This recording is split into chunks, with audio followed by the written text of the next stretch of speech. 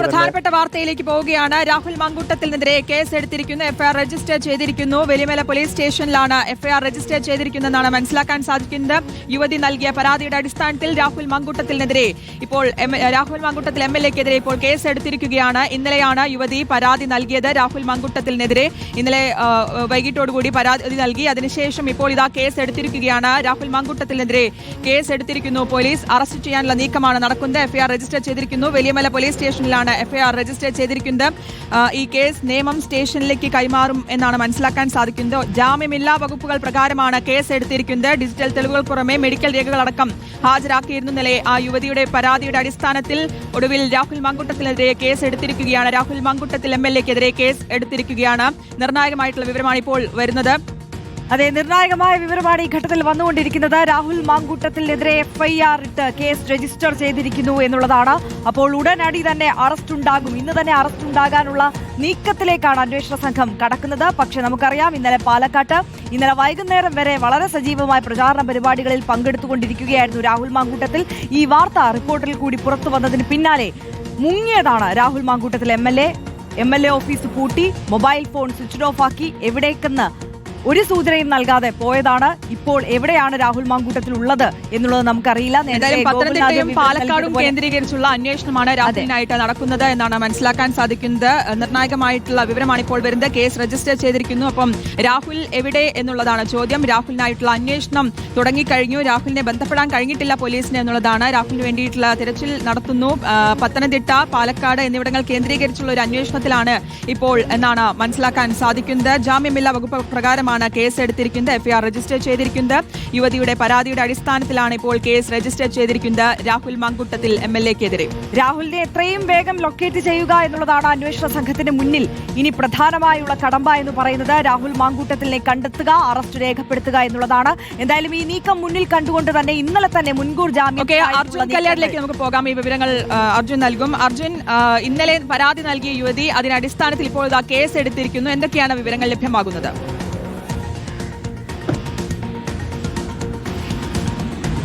ശ്രുതി, അതായത് രാഹുൽ മാങ്കൂട്ടത്തിനെതിരെ ഇപ്പോൾ കേസെടുത്തിരിക്കുന്നു. FIR register ചെയ്തിരിക്കുന്നു. വലിയമല പോലീസ് സ്റ്റേഷനിലാണ് എഫ്ഐആർ രജിസ്റ്റർ ചെയ്തിരിക്കുന്നത്. കേസ് നേമം സ്റ്റേഷനിലേക്ക് കൈമാറും എന്നുള്ളതാണ് മനസ്സിലാക്കാൻ വേണ്ടി കഴിയുന്നത്. ഈ കേസിനകത്ത് ജാമ്യമില്ലാ വകുപ്പുകൾ ഉൾപ്പെടെ ചേർത്തിട്ടുണ്ട്, അല്ലെങ്കിൽ ഗുരുതര സ്വഭാവത്തിലുള്ള വകുപ്പുകൾ ഉൾപ്പെടെ ചേർത്തുകൊണ്ടാണ് പോലീസ് എഫ്ഐആർ രജിസ്റ്റർ ചെയ്തിരിക്കുന്നത്. ഡിജിറ്റൽ തെളിവുകൾക്ക് പുറമെ മെഡിക്കൽ രേഖകളും, അതായത് ഗർഭചിത്രം നടത്തി തുടങ്ങിയിട്ടുള്ള കാര്യങ്ങൾക്ക് ഡിജിറ്റൽ തെളിവുകൾ ഉൾപ്പെടെ ഉള്ളതുകൊണ്ട് തന്നെ കൃത്യമായ രീതിയിൽ ഈ കേസ് നിലനിൽക്കുന്ന ഒരു കേസ് തന്നെ ആയിരിക്കും. ജാമ്യമില്ലാ വകുപ്പുകൾ അതിൻ്റെ കൂടി അടിസ്ഥാനത്തിലാണ് ചേർത്തിരിക്കുന്നത്. കാരണം കേവലം ഒരു ശബ്ദ സന്ദേശം മാത്രമല്ല, അതിന് ആനുപാതികമായിട്ടുള്ള പലവിധ തെളിവുകൾ ഇന്നലെ തന്നെ പരാതി നൽകുന്ന വേളയിൽ ഈ യുവതി മുഖ്യമന്ത്രിക്ക് ഉൾപ്പെടെ കൈമാറിയതാണ്. പിന്നീട് ആ തെളിവുകൾ ഉൾപ്പെടെ പോലീസിന് കൈമാറുകയാണ് ഉണ്ടായിട്ടുള്ളത്. എന്തായാലും ഇതുമായി ബന്ധപ്പെട്ടുകൊണ്ട് രാഹുൽ മാങ്കൂട്ടത്തിൽ വലിയ പ്രതിരോധത്തിലേക്ക് പോയിരിക്കുന്നു. കോൺഗ്രസ് പാർട്ടി അപ്പാടെ തന്നെ ഇപ്പോൾ പ്രതിരോധത്തിലാണ്. ഇനിയിപ്പോൾ എന്താണ് രാഹുൽ മാങ്കൂട്ടത്തിനെതിരായിട്ടുള്ള നടപടി, അല്ലെങ്കിൽ എന്താണ് നീക്കം, കോൺഗ്രസിനകത്ത് തന്നെ എന്ത് നിലപാടാണ് ഈ നേതാക്കൾ സ്വീകരിക്കുക? ഇതുവരെയും പറഞ്ഞിരുന്നത് ഒരു കേസില്ലല്ലോ, ഒരു പരാതിയില്ലല്ലോ, സംസ്ഥാന സർക്കാർ ഇതുമായി ബന്ധപ്പെട്ടുകൊണ്ട് എന്ത് നടപടി എടുത്തു തുടങ്ങിയിട്ടുള്ള ഒരുപാട് ചോദ്യങ്ങളായിരുന്നു, അല്ലെങ്കിൽ അത്തരം ചില ന്യായീകരണങ്ങളായിരുന്നു കോൺഗ്രസിലെ ചില നേതാക്കളുടെ ഭാഗത്ത് നിന്നെങ്കിലും ഉണ്ടായിട്ടുള്ളത്.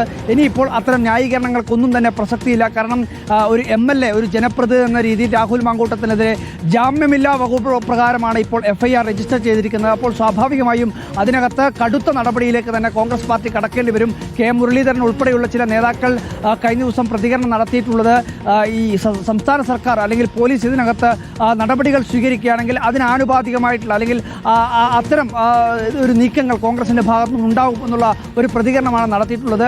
ഇപ്പോൾ സ്വാഭാവികമായും ഇപ്പോൾ ഒരു എഫ്ഐആർ രജിസ്റ്റർ ചെയ്ത പശ്ചാത്തലത്തിൽ സ്വാഭാവികമായും വലിയ പ്രതിരോധത്തിലേക്ക് കോൺഗ്രസ് പാർട്ടി അപ്പാടെ തന്നെ കടന്നിരിക്കുന്നു. എന്തായാലും ജാമ്യമില്ലാ വകുപ്പുകൾ കൂടിയുണ്ട് ഈ കേസിന്റെ ഭാഗമായി ചേർത്തിട്ടുണ്ട് എന്നുള്ള കാര്യത്തിൽ വലിയ രീതിയിൽ, അല്ലെങ്കിൽ ആ വകുപ്പുകൾ ഇതിനകത്ത് ഉൾപ്പെട്ടത് കൊണ്ട് തന്നെ ഇപ്പോൾ റോഷിപാൽ കൂടി നമുക്കൊപ്പം ചേരുകയാണ്. റോഷിപാൽ, വളരെ ഗുരുതരമായ വകുപ്പുകൾ ചുമത്തിയാണ് ഇപ്പോൾ കേസ് രജിസ്റ്റർ ചെയ്തിരിക്കുന്നത് എന്നുള്ളതാണ് മനസ്സിലാക്കുന്നത്. കേസിനെ സംബന്ധിച്ച് ഏതൊക്കെ വകുപ്പുകളാണ് ചുമത്തിയിരിക്കുന്നത് എന്നതിനെ സംബന്ധിച്ച് കൂടുതൽ വിവരങ്ങൾ ലഭ്യമാണോ ഈ ഘട്ടത്തിൽ?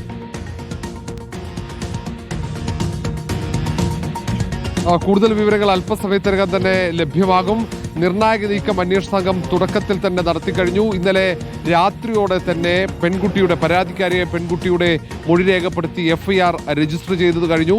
പരാതി ലഭിച്ചപ്പോൾ തന്നെ ADGP എച്ച് വെങ്കടേഷ് ഉൾപ്പെടെ മുതിർന്ന ഉദ്യോഗസ്ഥന്മാർ ആ പരാതി പരിശോധിക്കുകയും തെളിവുകൾ പ്രാഥമികമായി പരിശോധിച്ചതിന് ശേഷം ഏതൊക്കെ വകുപ്പുകൾ ഉൾപ്പെടുത്തണമെന്ന തീരുമാനിച്ചതാണ്. അതിന്റെ അടിസ്ഥാനത്തിൽ മൊഴി രേഖപ്പെടുത്തി അതിവേഗത്തിൽ തന്നെ കേസെടുത്ത് മുന്നോട്ട് പോകാനുള്ള നീക്കം അന്വേഷണ സംഘത്തിന്റെ ഭാഗത്തുനിന്നുണ്ടായിരിക്കുന്നു. ഇനി പ്രധാനമായി രഹസ്യമൊഴി രേഖപ്പെടുത്തുക എന്നതാണ്.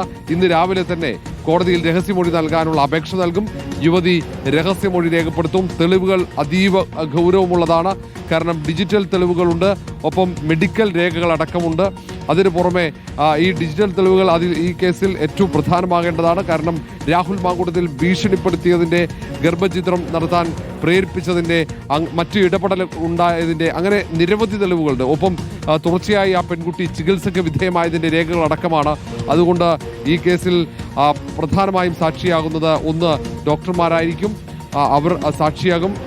ഈ പെൺകുട്ടിയെ മെഡിക്കൽ പരിശോധന നടത്തേണ്ടതുണ്ട്. അങ്ങനെ പോലീസിന്റെ നടപടിക്രമങ്ങൾ ഇന്ന് രാവിലെ തന്നെ അതിവേഗത്തിൽ പൂർത്തിയാക്കാനുള്ള നീക്കം നടക്കും. മറുഭാഗത്ത് രാഹുൽ മാങ്കൂട്ടത്തിലിനെ കണ്ടെത്തേണ്ടതുണ്ട്. ലൈംഗിക അതിക്രമ കേസിലെ പ്രതിയായ രാഹുൽ മാങ്കൂട്ടത്തിൽ MLA എവിടെയാണ് ഒളിച്ചിരിക്കുന്നതെന്ന് കണ്ടെത്തുക എന്നതാണ് പോലീസിന് മുന്നിലുള്ള ഏറ്റവും വലിയ കടമ്പ. രാഹുൽ മാങ്കൂട്ടത്തിൽ ഇന്നലെ നിരീക്ഷണത്തിലായിരുന്നു. ആ രാഹുൽ മാങ്കൂട്ടത്തിൽ പാലക്കാട്ട് ഉണ്ടോ, അല്ലെങ്കിൽ തമിഴ്നാട്ടിലേക്ക് കടന്നോ, പത്തനംതിട്ടയിലേക്ക് തിരിച്ചു വന്നോ, എറണാകുളത്ത് അഭിഭാഷകനെ കാണാൻ എത്തിയോ എന്നതടക്കം പരിശോധിക്കേണ്ടതുണ്ട്. ഇന്നലെ തന്നെ കോൺഗ്രസിന്റെ അഭിഭാഷകനായ പൂന്തോട്ടത്തിലുമായി രാഹുൽ മാങ്കൂട്ടത്തിൽ ആശയവിനിമയം നടത്തിയതാണ്.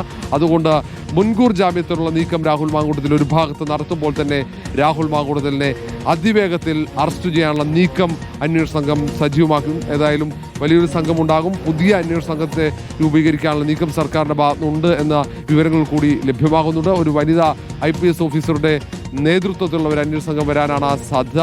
അങ്ങനെയെങ്കിൽ ഒരു പക്ഷേ DIG അജിത ബീഗം നയിക്കുന്ന അന്വേഷണ സംഘമാകാൻ സാധ്യതയുണ്ട്. ഏതായാലും ഈ കാര്യത്തിലുള്ള ചർച്ചകൾ ഇന്നലെയും നടന്നതാണ്.